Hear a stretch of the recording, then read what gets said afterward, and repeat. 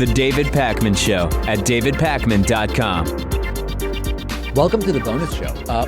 Uber has hired Eric Holder, former Attorney General under President Obama, to investigate sexual harassment claims within the organization. And this is it's unfortunately not that rare of a thing that when you get out of an Uber ride, you can leave feedback. This includes a 1 to 5 star rating, as well as sending a comment.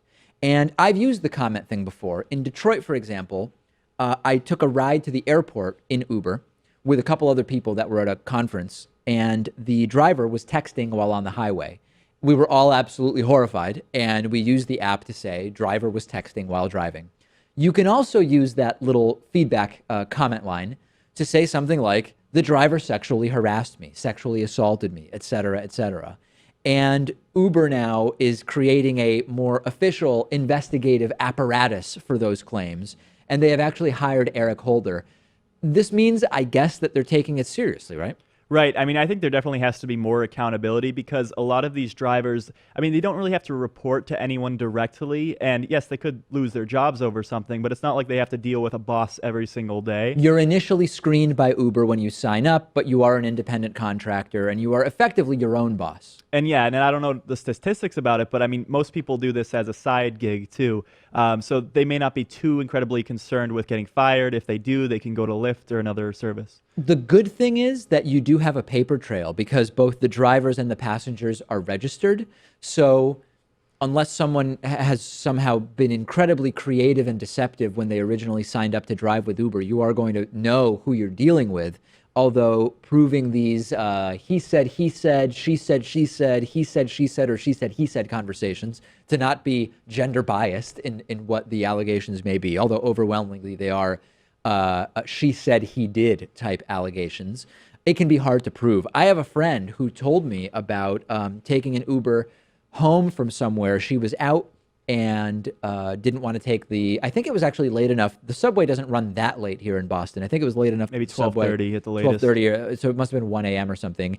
And when she got to her destination, the driver got out of the car and came around to the passenger side and I don't know that tried to kiss her is the right word. I mean, I think kissed her because it was so quick. She didn't even realize what was going on. She'd had a few drinks, but she wasn't drunk. Maybe he was acting like he was trying to help her out of the car or something, but maybe so. Yeah, it just took her by surprise. She didn't even know what was going on.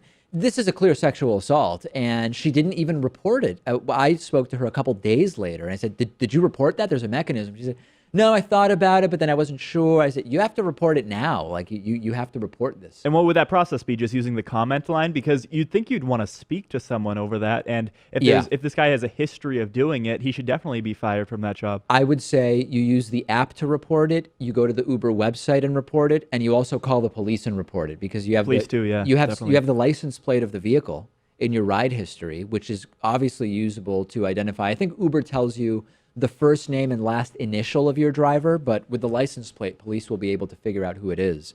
Okay, Uber, negative publicity when they essentially served as strikebreakers when there were protests going on at JFK Airport over Trump's immigration ban, dropping the surge pricing to get more rides to JFK, negative publicity. Now they appear to be at least fostering the impression that they're taking sexual harassment seriously, hiring Eric Holder to investigate those allegations. Hey, here's a weird story, which is that Trump supporters in D.C.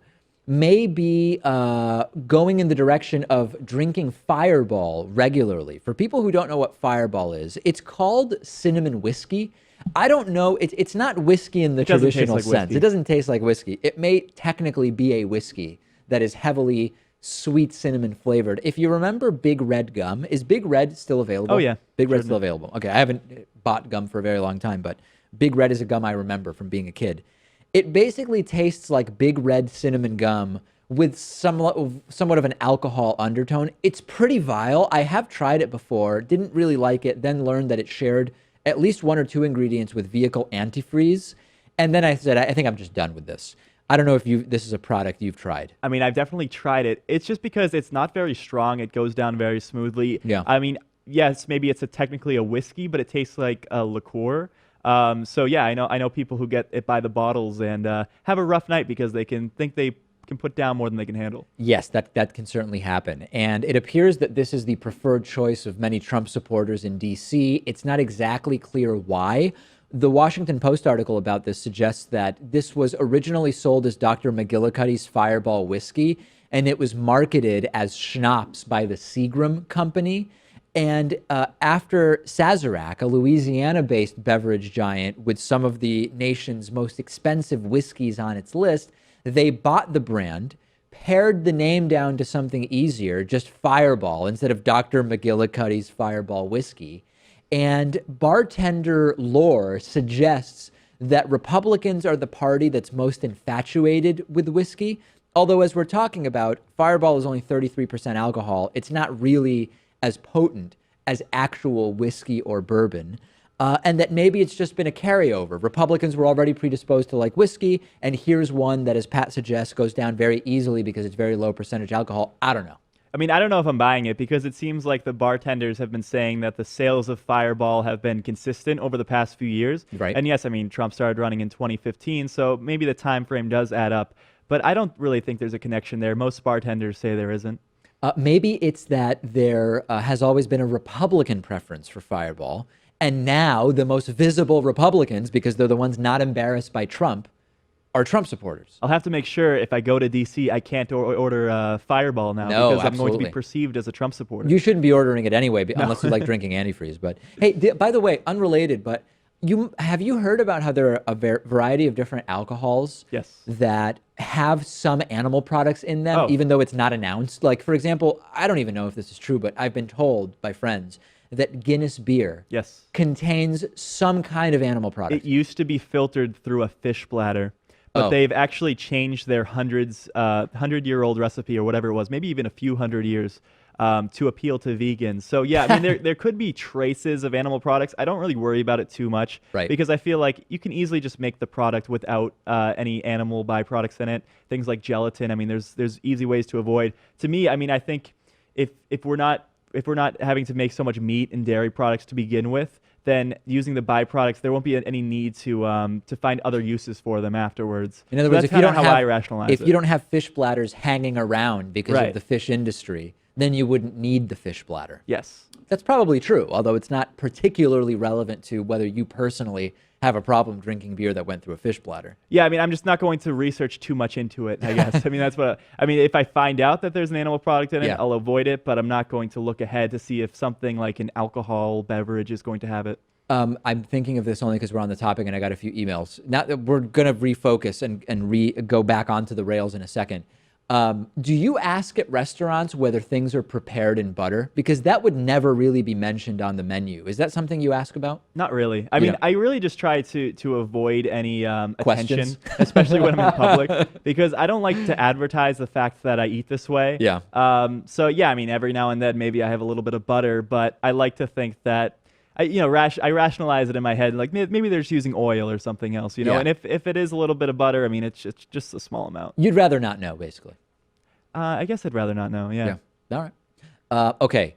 The New York Times is sort of trying to do regular Trump conflict of interest fact checking. They've done some graphics and they've done some interesting stuff around it.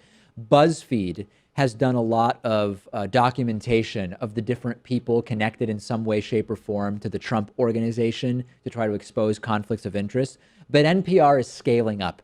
They are actually creating a team to track Donald Trump's conflicts of interest. This includes his personal conflicts of interest. This includes those of his children. This includes those of people that may be given jobs in different levels of the administration. And this could be state jobs, this could be federal jobs, all sorts of areas where Donald Trump has influence.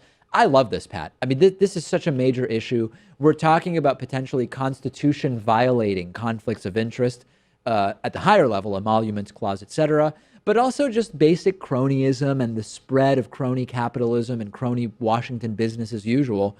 I love that NPR is doing this. It is a good thing. I just worry that NPR will be perceived even more as a liberal type of organization, and maybe Trump's administration could try to pull federal funding away from them. I'm sure they want to anyway. Yeah, I don't see it as a political move though, because it's not like we're in the heat of a campaign. The Republicans are going to be in control for the next 4 years. He's going to be president unless, taken out in some way. Maybe only the next 2 years. It could only be 2 years. I mean, the Democrats could take the House in 2018, although it's very, very unlikely. But I mean, it seems like even most Republicans want to dig into his conflicts of interest. 3/4 of Americans want to see his tax returns. I mean, this is just an interest to the public, I would say. I don't think most Republicans want to dig into this. I think some Republicans and most Americans are interested in this, but I don't know. Most Republican lawmakers seem to be pretending like this just isn't an issue. Certainly not the lawmakers. Certainly not the lawmakers. What other thought? Oh, yeah. My other thought on this was NPR being branded as liberal for doing this. Neutrality and objectivity are not the same thing. Neutrality is a sort of concocted and forced position, which often doesn't reflect the facts. You could be neutral on the issue of humans affecting climate change by saying, some people say human activity is linked to climate change, some people say it isn't. That's neutral, but it's totally divorced from the objective facts. And I think that sometimes, again, media literacy issues in this country, and for other reasons, objectivity is confused with neutrality. And it's really important that we focus on being objective. Faux neutrality on paper is not that useful to anybody. Oh, I absolutely agree. And that's why I call out CNN when they have those panels of one person accepting the climate science and another person not. They're not being objective in that case. They're being neutral, which is, it seems like it's a good intention, but it's really not when you break it down. And, I no disagreements. I think NPR should have federal funding. It's a drop in the bucket.